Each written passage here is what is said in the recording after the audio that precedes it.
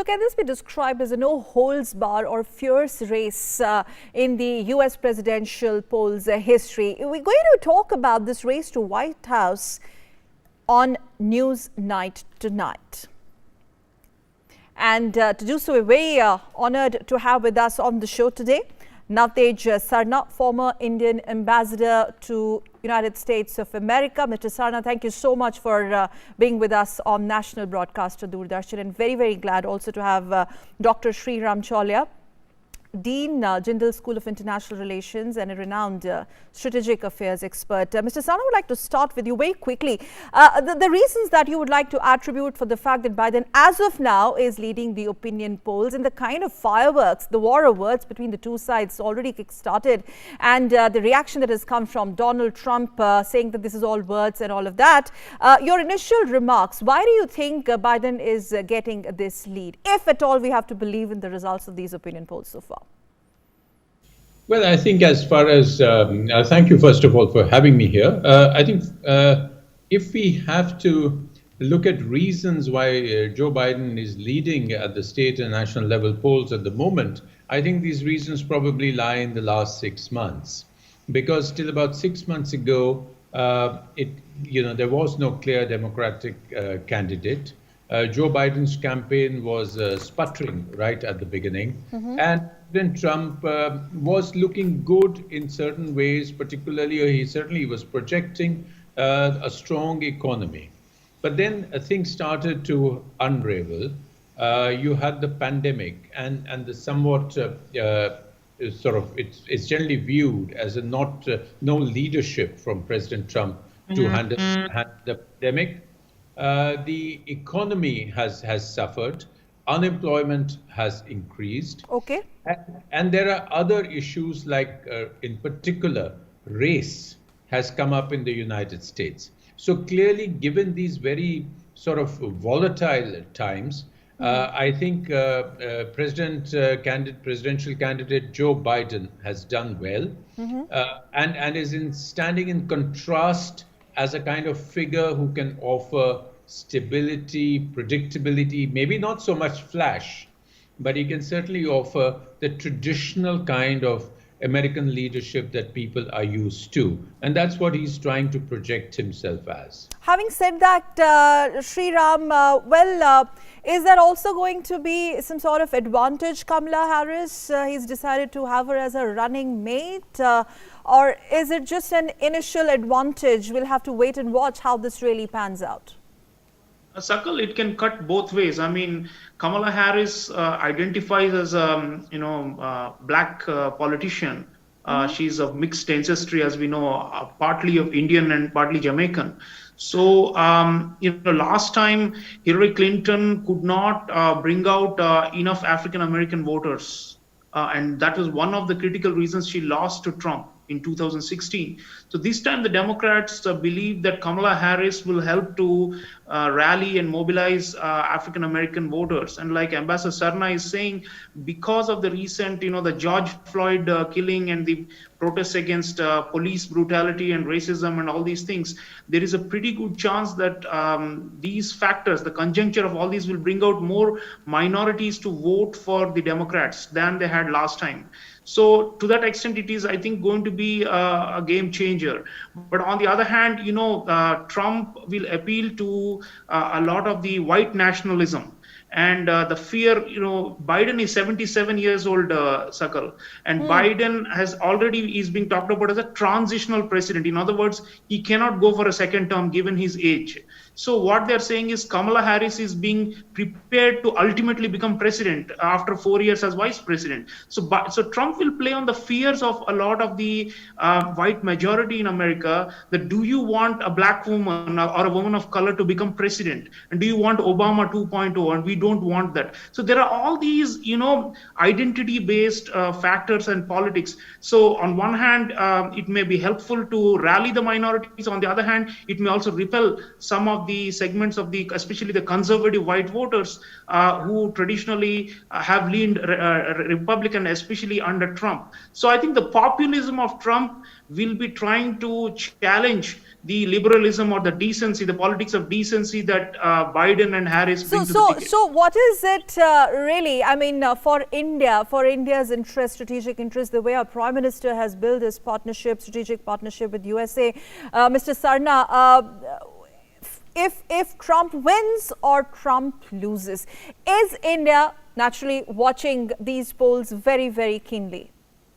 Well, I think the entire world is watching these polls very keenly, and India certainly is. The India-US relationship is a very important relationship for us. It is a strategic partnership which is today extremely multifaceted and layered and cuts across several fields. Particularly in the last 4 years, it has developed very strongly in security, defense, counterterrorism, strategic terms. And I think these are very crucial for India. Having said that, I think if President Trump wins, we will continue the way we have been going, which has been pretty good on the strategic side. There have been issues on trade and to some extent on immigration. And we will have to resolve these issues as early and as quickly and as advantageously as we can. If President Trump loses, then it will be up to us to very quickly get into the right groove with the Democratic administration. And there are nuances. There are nuances in the Democratic administration.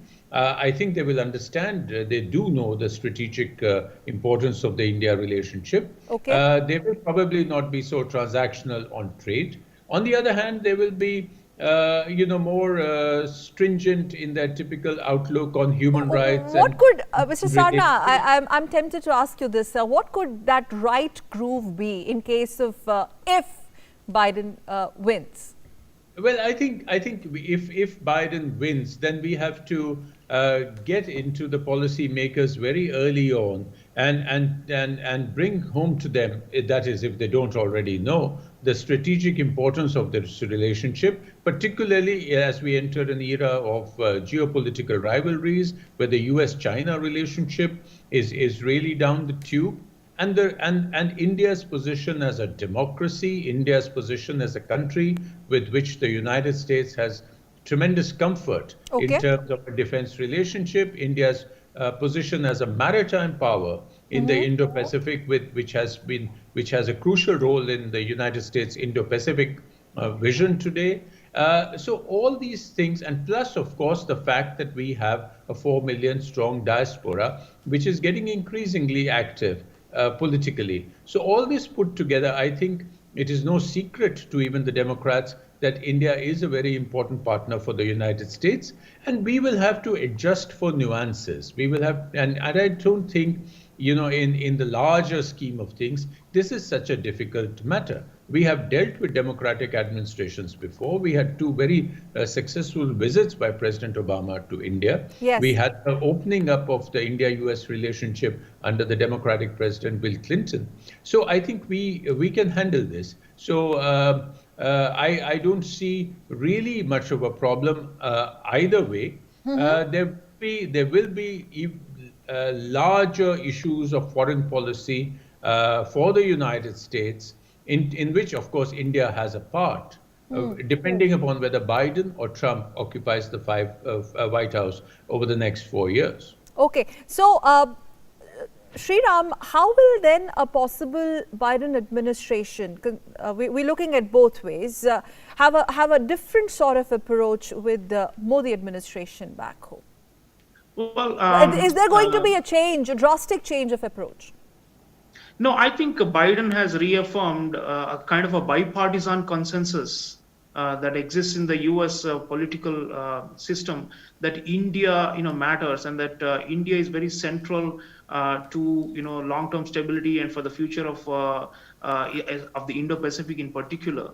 So I think the difference will be in the methods, because with Trump, he was far more unilateral in his approach to China.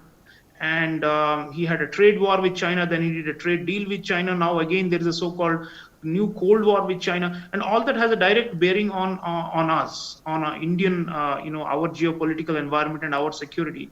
Biden, interestingly, has said that he will stand with India in its region, by which he means Indo-Pacific, and on its borders where it is facing challenges. And you know what he's referring to? He's referring to the recent standoff we've had with China at the LAC.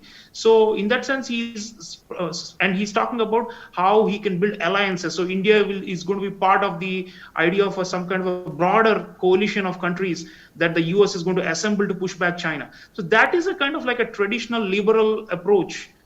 Trump was not really looking at India as a counterbalance to China as much in his approach. So I think that's going to be one difference. The other difference, Sakal, is, as Ambassador Sarna was saying, the Democrats tend to emphasize more on multiculturalism and religious harmony and tolerance and those kind of issues. Okay. Obama to some extent was talking about those. But interesting thing about Biden is he said we will have an honest conversation with India, but we will always be friends.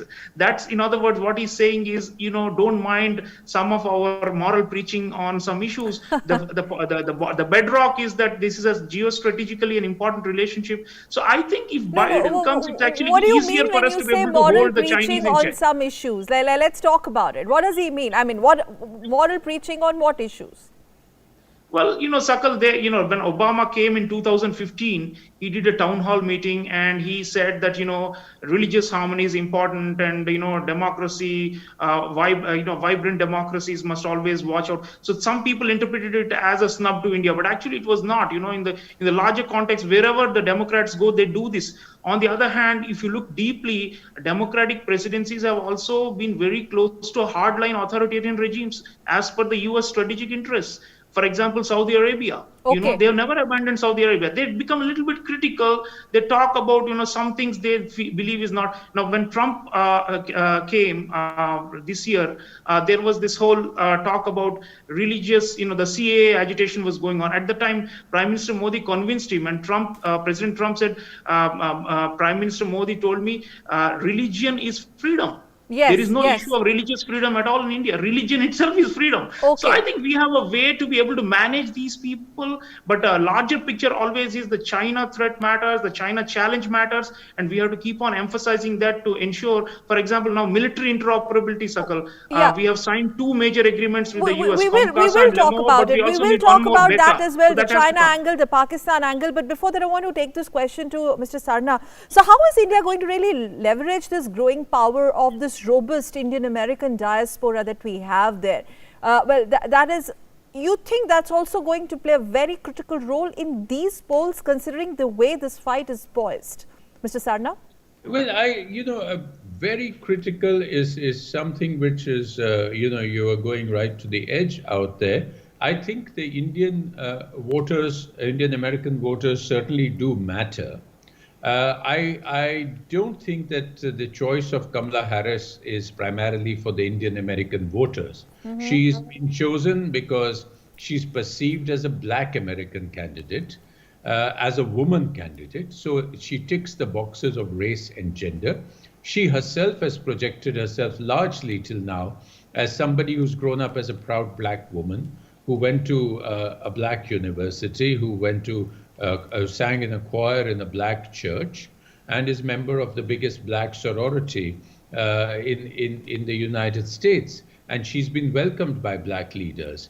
Certainly the Indian American community is rejoicing, because in a way it is also a reflection of the arrival of the Indian American community in the United States.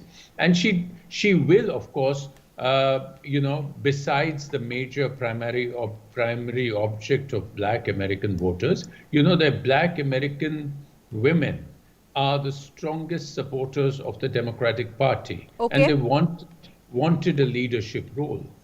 Just about 10 days ago or so, I think, about 100 Black athletes, activists, leaders wrote to candidate Biden that you need to take a Black American woman as your running mate.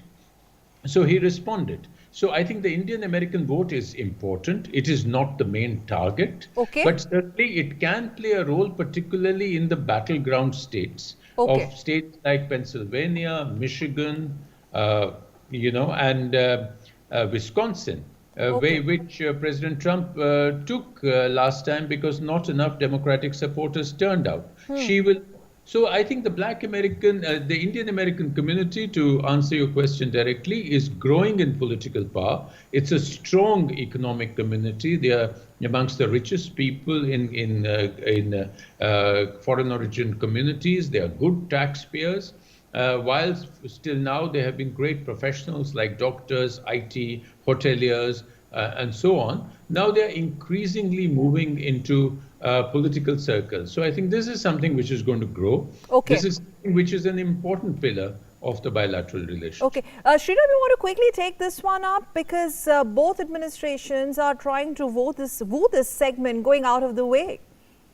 Yeah, Sakal, 1.3 million votes can matter when it's a tight race. Right now, it's looking like Biden is winning hands down as per the pollsters.